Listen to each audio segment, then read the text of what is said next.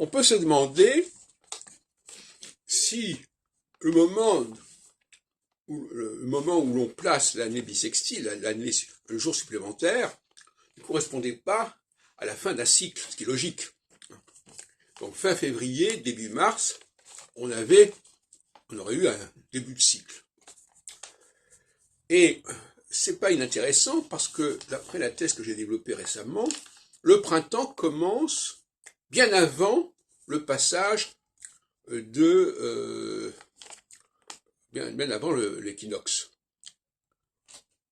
Il commence avec le début du signe mutable. Or, fin février, c'est le début des poissons.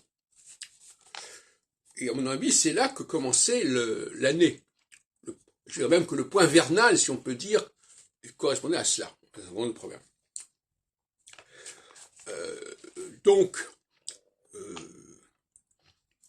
ça va dans mon sens, c'est-à-dire effectivement, c'est l'entrée du Soleil et éventuellement de Saturne dans les signes mutables qui correspond au changement de saison et non pas l'entrée dans les signes cardinaux.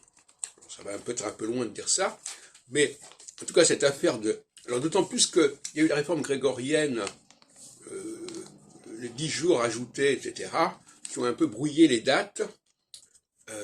C'est une réforme qui est entrée en vigueur en France en 1582, ce qui fait que par exemple,